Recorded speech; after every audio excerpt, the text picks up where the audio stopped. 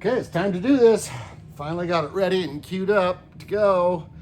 I received my Kind of Blue yesterday. Acoustic Sounds got them out, and I know there's been some other reviews, and I thought, time's of the essence. I'm gonna get this review up fast. I listened, and I listened a lot more, and I decided to sleep on it. I had a lot of listening to do. I go all the way back. I don't know if you remember this one, but that's actually the first one of Kind of Blue that I had. I didn't have a record at first, but this was the first good copy I had. It wasn't too many years after that that Classic Records put theirs out. And then, of course, I got the SACD when it came out. Now, I've spent time listening to the SACD. I did spend time with the Sony and with a lot of the streaming. I did both Qobuz and Tidal. Start off with, I'll just tell you the good news is that they're actually pretty credible listening to the digital. I don't think you're going to have a bad experience doing it. If you don't have it to compare, and you don't have something like this to compare it to, digital is going to be really good, and it is actually pretty satisfying without being able to compare. But then again, there is this, and I bought this along with and Timeout. I'm trying to think if Chad did one other. Anyway, I got these. I believe it was in '96 when I picked this up, and I'm really glad I did. So I listened, and I listened. Oh. And I guess I could just take this box down and then put it back up, because you couldn't tell the difference. It's the exact same box, exact same sticker. I mean, how you would know that one was the 45 version without opening it, you wouldn't. There's no way to know. I mean, the good way for me to know is that I know this is my 33, because that number, the 6,202, is my number for the 33. I did get a great number. I would have, who knows what I would have gotten had I actually pressed the button when I went there. For some reason, I got called away, but I got 618. And boy, there we go. Presto changeo. I did a magic trick. I mean, can you tell the difference? Boxes you can't. And that may be indicative of some of the review, but man, I wanted to get into the sound. I wasn't going to go through and show you the record. And if you want to see that, go elsewhere.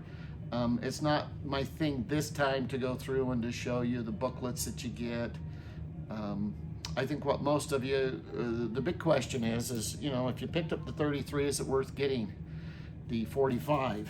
And or should you only get the 45 if you haven't picked them up? And what about the most of us who don't have and weren't able to pick up Classic Records version of Kind of Blue? I'll tell you what, if you can find this and you're a completist, it's well worth it. Because in my tests, I'll tell you about the differences that were there. The biggest differences, of course, come from, I think, this version, the Classic, versus the others. Now, they're supposedly taken from the same tapes, same mastering engineer. You'd think they'd be just the same, and yet they're not. First off, my 33 copy of Kind of Blue is exceptional. I put it on, it's dead quiet. You would never know that I've got a record on until that music starts. It comes from a dead background. The bass is excellent. That acoustic bass is great. There's one part in particular in So What that I listen for, and that is as he comes in, he's going to let that string just wobble, I call it. Right in the beginning he comes and it's just open, he's just going to wobble it. And that kind of tells me on some of it, on some of what I've been listening to, whether I'm going to have a great experience with that down low or not, although I've changed my mind a little bit on that. But on the 33, everything's solid. I think the horns come in, they've got great texture to them. The piano, I'm not a great fan of the piano on a lot of these recordings, especially in jazz recordings.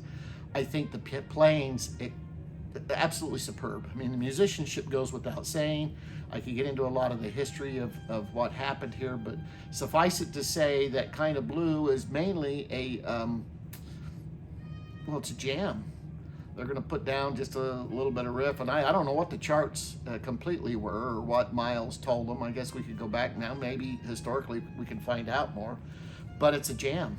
And do I get that sense with this 33? Not as much. I actually get the sense that this is very coordinated when I hear this copy.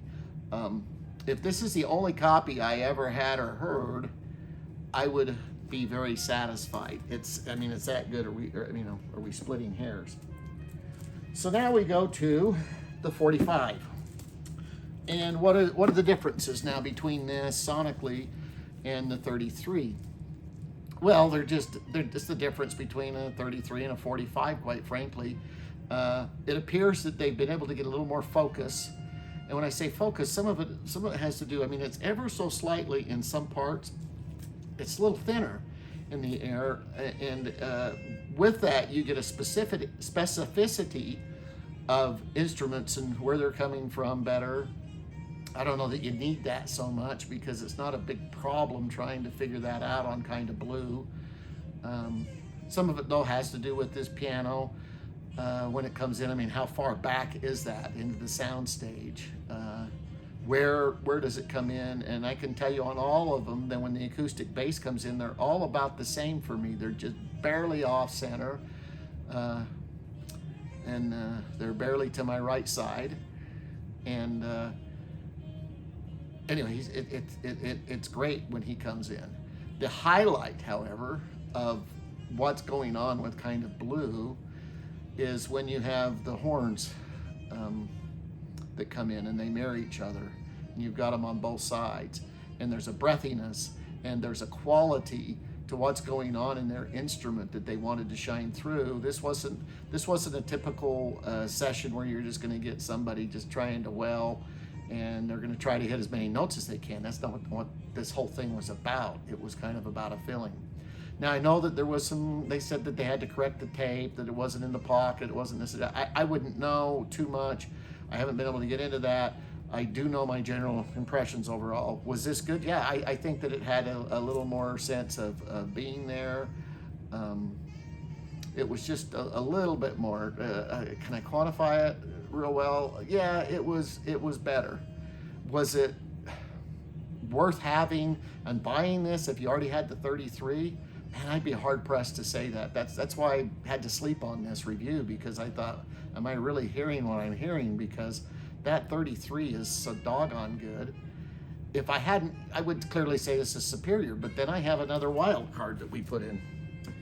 And Chad, when they started this, said, it's going to be hard to outdo what Bernie did with the classic, because, then the tape was newer. I don't know if it was the tape I don't know what it is. I can tell you this, out of the three, clear winner.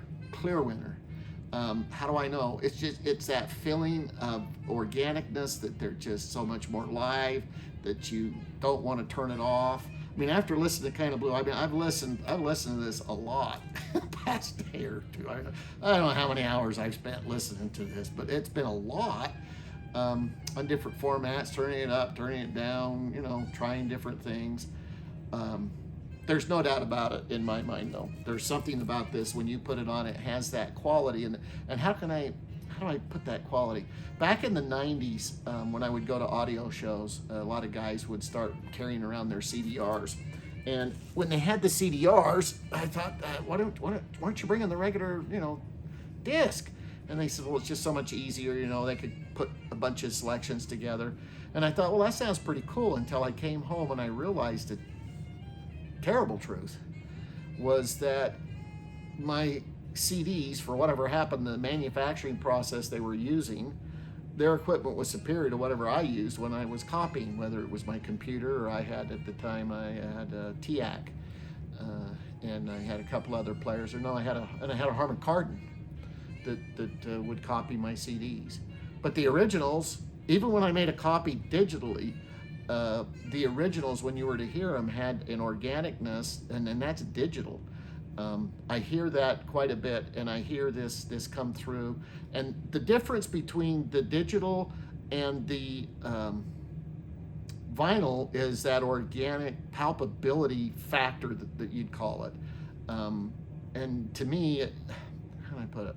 If I put on the SACD, or even anything but that, the last version, the Classic Records version of Kind of Blue, man, I find it really pretty easy to fall asleep on Blue and Green. There's something about that can put me to sleep.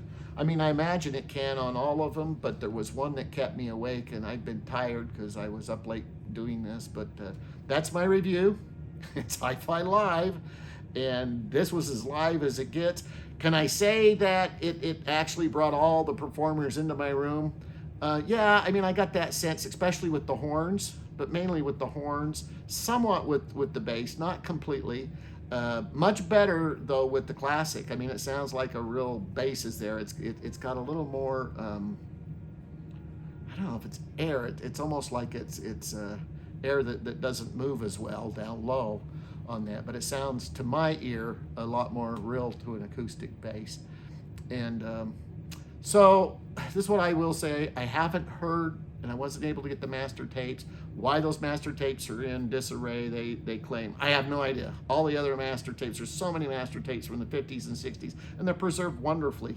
So I don't know what's going on with that. This is probably your best chance to run out and to get this. If you don't have the 33, then you need to go get this latest copy. If you have the 33, I don't know. I mean, there's such a beauty about just being able to sit down and hear the one side. I'm glad I have both. I'm not trying to return any of them. I will say this, the surface noise on my new one was more than it was on my 33 RPM. For whatever reason, I cleaned it twice even on the new one, and it was still had just that much more surface noise. I don't know what's going on there. Surface noise is there.